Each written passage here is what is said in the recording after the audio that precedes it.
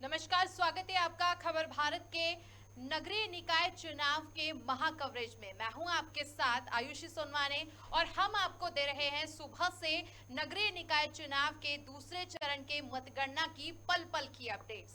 और मैं यहां न्यूज रूम से आपको दूंगी हर एक अपडेट, हर एक पल में क्या कुछ खास हुआ, कहां से कौन से रुझान आ रहे हैं, किस पार्टी के पक्ष में कितने रुझान आ रहे हैं, वो सभी अपडेट्स मैं आपको दूंगी न्यूज रूम से। तो यहाँ पर बता दें आपको, नगरीय निकाय चुनाव के दूसरे चरण की मतगणना आज सुबह 9 बजे से ही शुरू हो गई है और वक्त जैसे जैसे आगे बढ़ रहा है वैसे वैसे सभी क्षेत्रों से रुझान सामने आ रहे हैं। तो यहाँ पर आपको बता दें कि ऐसे कई क्षेत्र हैं जिन्हें भाजपा का गढ़ माना जाता था, लेकिन वहां पर भाजपा पीछे दिखाई दे रही है। वहीं दूसरी ओर अगर हम बात करें कांग्रेस, तो ऐसे कई क्षेत्र हैं जहां पर कांग्रेस का गढ़ माना जाता था, लेकिन वहां पर इस वक्त कांग्रेस पीछे दिखाई दे रही है। ये जो दौर है आगे और पीछे का, ये लगातार जारी है। कहीं भाजपा आगे है तो कहीं कांग्रेस आगे दिखाई दे रही है।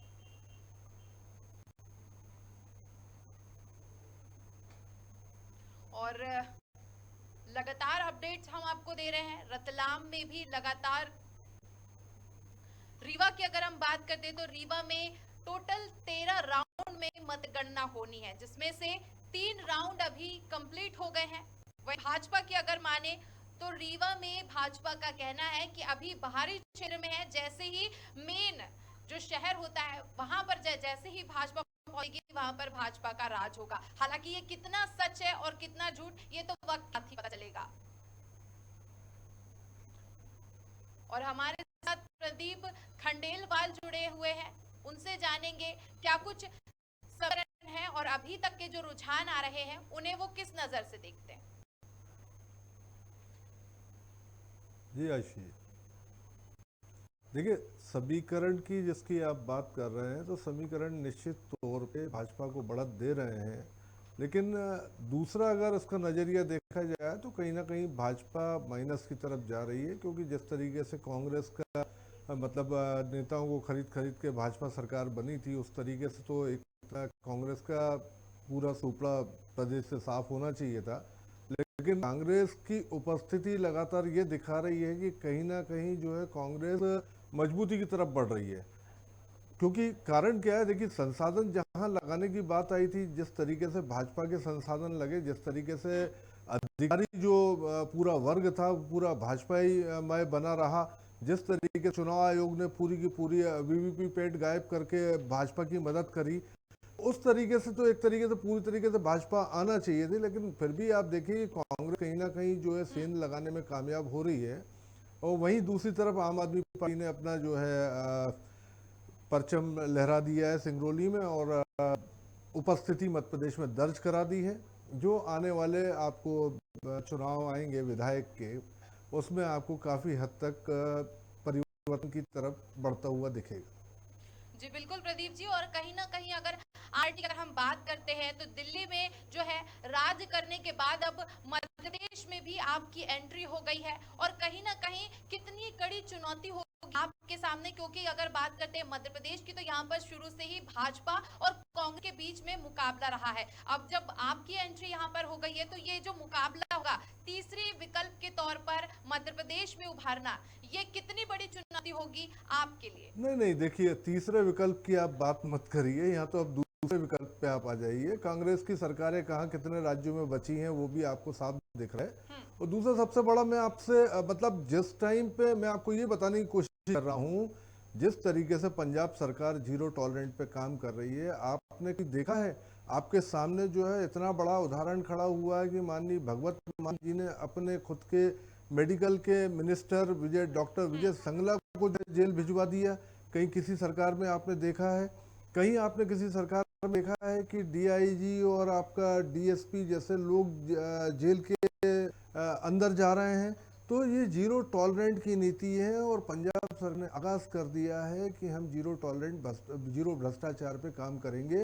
और जीरो भ्रष्टाचार के नतीजे हैं कि जो आज राजनीति में मील के पत्थर साबित होंगे कि जिस तरीके से काम हो रहा है। और जबकि आप दूसरी तरफ आप आइए मध्य प्रदेश में, मध्य प्रदेश में जो भ्रष्टाचार चल रहा है उस भ्रष्टाचार की कोई सीमाएं नहीं है। आयुष्मान कार्ड इनने लागू किए थे।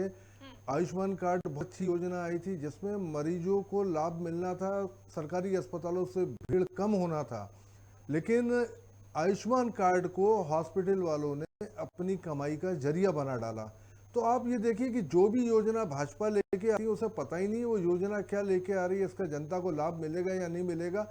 इस मामले में हम दावे से कह सकते हैं कि हमारी अरविंद केजरीवाल जी की सरकार ने जो जो लाभ जनता को देने की बात कही वो लाभ जनता तक पहुंचे। भाजपा सरकार ने जो जो लाभ देने की बात कही वो सारे भाजपा के कार्यकर्ताओं के पास पहुंचे, जनता तक नहीं पहुंचे।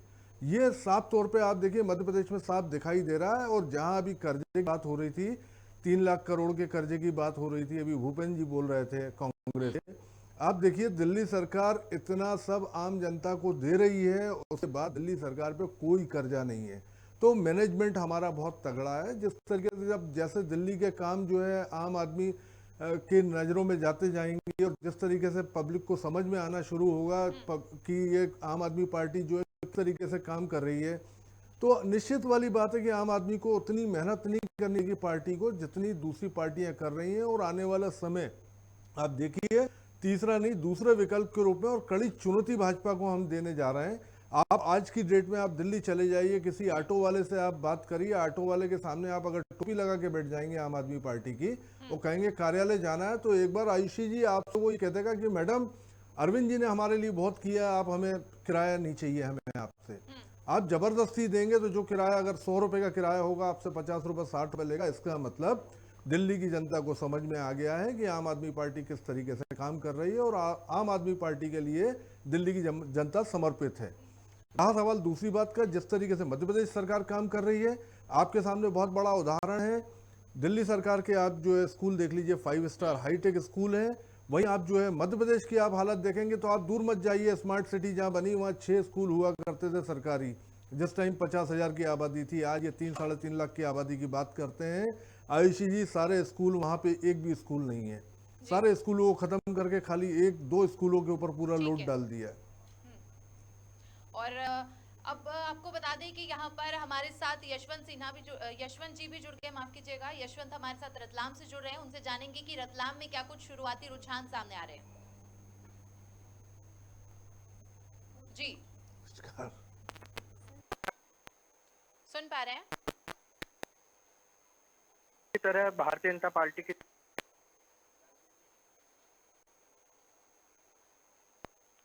जी यशवंत, आप तक मेरी आवाज आ रही है? क्या आप मुझे सुन पा रहे हैं?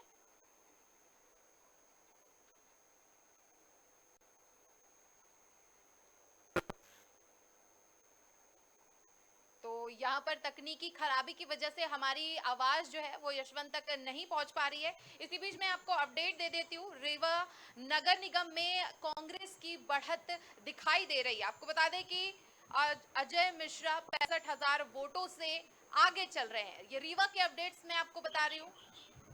और रतलाम से यशवंत हमारे साथ जुड़ गए हैं, उनसे जानेंगे शुरुआती रुझान क्या कुछ कह रहे हैं, कौन आगे दिखाई दे रहा है।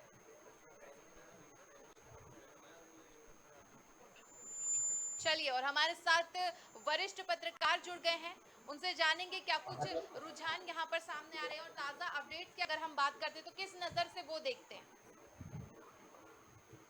जी सुन पा रहे हैं? हाँ दिनेश जी जी हम जी जी सुन पा रहे हैं? ये जी, अगर जी हम सुन पा रहा शुरुआती हूँ। रुझानों की बात करें तो जो रुझान सामने आ रहे हैं उसको आप किस नजर से देख रहे हैं?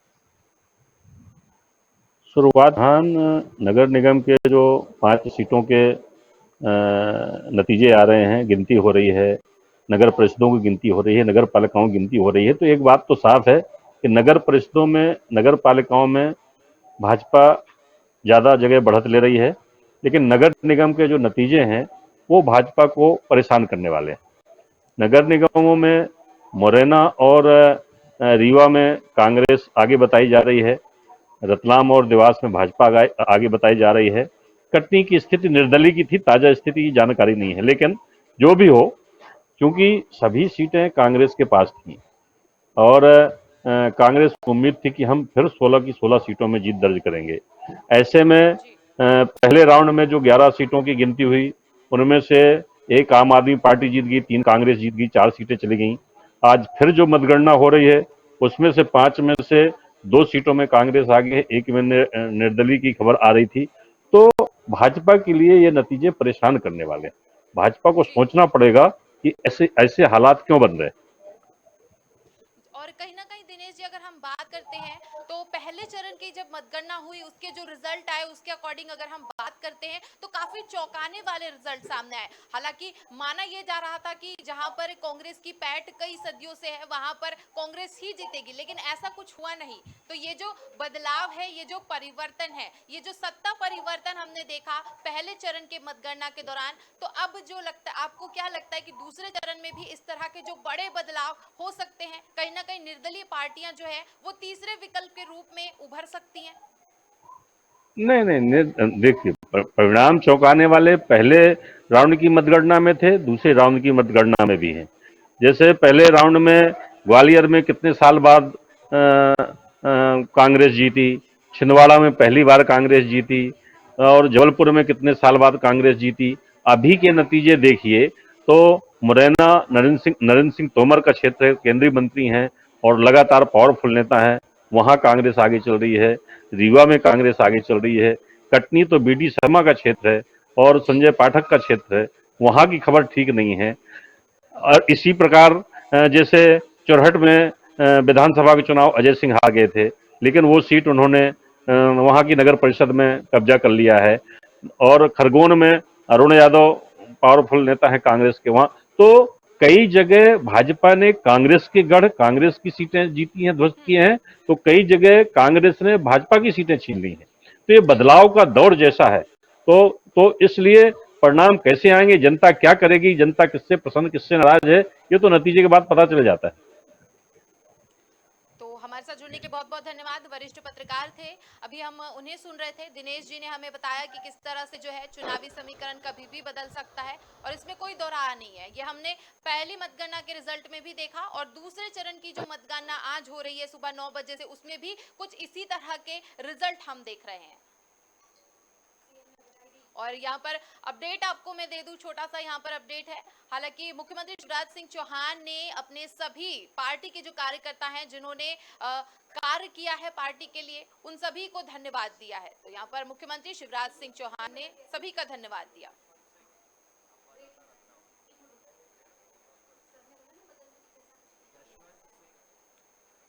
और रतलाम से हमारे साथ यशवंत सिंह जुड़ रहे हैं, उनसे जानेंगे ताजा रुझान क्या कुछ कह रहे हैं। चाहता हूँ रतलाम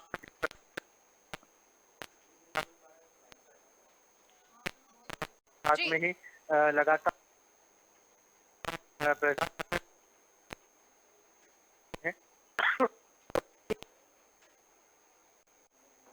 सुन पा रहे हैं? तीसरे राउंड के यहाँ पर मत चलिए, और यहाँ पर हमारा संपर्क टूट गया है, तकनीकी खराबी की वजह से हमारा संपर्क यहाँ पर टूट गया है रतलाम संवाददाता से। लेकिन हमारे साथ स्टूडियो से हमारे साथ गेस्ट मौजूद है, आप नेता हमारे साथ मौजूद है प्रदीप खंडेलवाल, उनसे जानेंगे अब जो रुझान सामने आ रहे हैं इसको लेकर आपकी क्या तैयारी है। देखिए, जिस तरीके से रुझान जो साफ तौर पर दिखा रहा है कि जनता भाजपा से परेशान है, या जनता को मतलब कुल मिला के अभी तक जो है विकल्प नहीं मिला था। कहीं आप देखिए जहां भाजपा का था वहां कांग्रेस आ गई, जहां कांग्रेस का था वहां भाजपा आ गई। तो निश्चित तौर वाली बात है कि जनता विकल्प ढूंढ रही है और हम शायद जो है पूर्ण रूप से विकल्प अभी देने में कमजोर रहे हैं। शायद अगर ये विकल्प हमने पूर्ण रूप से अभी दे दिया होता तो बहुत कुछ परिवर्तन आपको अभी के अभी नजर आ रहा होता। ये अब ठीक है, कोई दिक्कत नहीं है, पहला चुनाव है, आने वाला समय हमारा है, हम इसमें पूरी तैयारी करेंगे, लड़ेंगे। और लड़ेंगे तो इसी तरीके से लड़ेंगे जैसे आपका पंजाब और दिल्ली की तरह क्लीन स्वीप जो लगी है झाड़ू की, क्योंकि झाड़ू घर की गंदगी भी साफ करती है, झाड़ू बाहर की गंदगी भी साफ करती है और झाड़ू राजनीति की भी गंदगी साफ करेगी।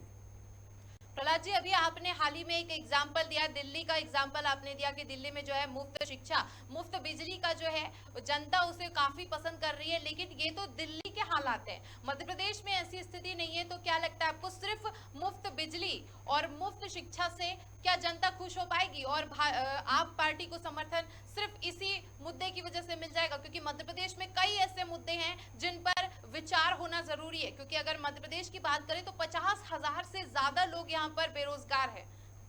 देखिए आयुषी जी, मैं आपको वही बताने की कोशिश कर रहा हूँ। 200 यूनिट बिजली की अगर बात होगी फ्री देने की, तो 200 यूनिट बिजली कौन यूज़ करता है? एक मध्यम वर्गीय परिवार जो है उसकी आज ज़रूरत है 200 यूनिट बिजली की।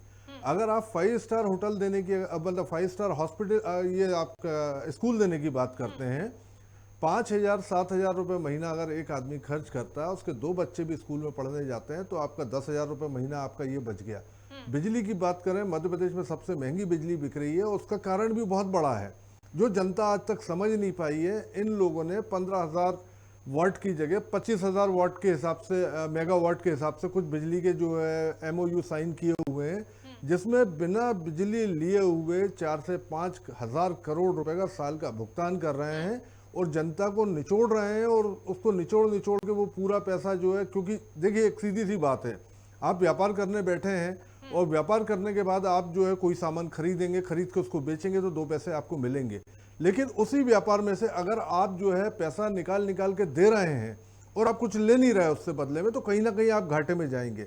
वो घाटा पूरा का पूरा आपने मध्य प्रदेश की जनता पे लाद दिया। जो बिजली के भाव आज 8 से 10 रुपए यूनिट के आसपास पहुंच गया है। मान लीजिए आपके घर में 200 यूनिट अगर बिजली फ्री हो जाती है, उसके बाद अगर आपका बिजली का बिल आता है, तो जो आप 4,000 रुपए का आज बिजली का बिल दे रहे हैं, वो बिजली का बिल आपका आएगा 200-500 रुपए का। तो ये पैसा आपका बचा। तो कॉन्सेप्ट तो देखिए, मतलब दिल्ली सरकार का जो है सीधा है, किसी भी तरीके से इनमें आम जनता के लिए लाभ मिले। अब महिलाएं बस की यात्रा करती हैं दिल्ली में आयुषी जी, कम से कम जो है 2-2.5 हज़ार रुपये महीने का आप खर्चा मान लीजिए। इसके बाद जो है आपका हॉस्पिटल्स जो हो गए, यहाँ आयुष्मान कार्ड होने के बाद आप अस्पताल में इलाज कराने जाते हैं, तो हॉस्पिटल वाला कहता है 10,000 20,000 रुपये लगेंगे, ये इलाज इसमें हो नहीं पाएगा, हमारे यहाँ सब फ्री है। तो कहीं ना कहीं देखिए मेन मुद्दा जो है आम जनता के सामने 2-3 चीज़ों का मेन मुद्दा है। पहली चीज़, उसको अच्छी शिक्षा मिल जाए। दूसरी चीज़, उसके जो है हेल्थ की व्यवस्था ठीक ढंग से हो जाए। और तीसरा, हमारी जो पार्टी ने जोड़ा हुआ है, वो साथ में ये जोड़ा हुआ है कि आपका जो है महिलाओं की बस जोड़ दी, बिजली फ्री कर दी। तो बिजली तो फ्री, देखिए 200 यूनिट जो जलाने वाले हैं वो मध्यम वर्गीय और गरीब लोग ही हैं। तो कहीं ना कहीं जो है आम आदमी पार्टी, अगर जो ये लोग कहते हैं, तो आम आदमी पार्टी हमारा मानना मध्यम वर्गीय और गरीबों की सरकार है, एक बात। दूसरी बात, अगर भाजपा की आप बात करेंगे तो भाजपा के पूरे काम आप देख लीजिए, सेंट्रल के पूरे काम देख लीजिए, पूरा जो है कारपोरेट घराना। अभी आप यहाँ खंगालना शुरू करिए जाकर के, मध्य प्रदेश में जितने ठेके बटे हुए हैं, कौन सी कंपनियां कहाँ की है, तो मैक्सिमम आपको गुजरात की मिलेंगी। वहाँ हमीदिया अस्पताल की बिल्डिंग बन रही है, वो जो है गुजरात की कंपनी है। तो ऐसा क्या हो गया गुजरात की कंपनियों में कि गुजरात की कंपनियां आके यहाँ काम कर रही हैं, और मध्य प्रदेश के जो भी आप बेरोजगारी की बात कर रहे हैं, निर्माण काम आप करा रहे हैं, तो मध्य प्रदेश के मजदूर तो रख लीजिए, कम से कम उन्हें ही 2 पैसा मिल जाएगा। या उन्हें आप 2 रुपये किलो चावल, 1 रुपये किलो गेहूं में आपने पूरा बर्बाद करके रख दिया। सबसे बड़ी चीज, आपने लेबर पूरी खत्म कर दी। जहां आपने 1 रुपये किलो गेहूं, 2 रुपये किलो चावल दिया है, वहां आपने पूरी लेबर खत्म कर दी। लेबर जो है वहां मिल नहीं रही है, और लोग, आम जनता इतनी ज्यादा परेशान है। दूसरी तरफ जो है आप रोजगार देने में असफल होते जा रहे हो। तीसरी तरफ जो आप रोजगार दे रहे हो, वो रोजगार दे रहे हो आप 8,000 10,000 रुपए की संविदा की नौकरियां। इतनी पोस्टें खाली पड़ी हुई हैं, वहां आपसे भरते नहीं बन रही है। अभी बड़े मुश्किल से, देखिए आप कितने ट्वीट किए थे, जब जाके जो है मुकेश जैन जी को हटाया गया, जो कि आप विश्वास नहीं करेंगे, यहाँ जो इंटरनल पोजीशन है कि 35 से 50 करोड़ रुपए का ठेका होता है ट्रांसपोर्ट कमिश्नर का। जो आदमी 50 करोड़ दे के ट्रांसपोर्ट कमिश्नर बनेगा, वो कितना पैसा छीनेगा, कितना कमाएगा, कितना लूटेगा। आपको यहाँ पर रोकना चाहूंगी, और खबरों में अब हमारे साथ बनी रहेगा। हम आपको न्यूज रूम से पल पल की अपडेट्स दे रहे हैं निकाय चुनाव के दूसरे चरण के परिणाम की, और बने रहिएगा खबर भारत के साथ। मिलते हैं एक छोटे से ब्रेक के बाद।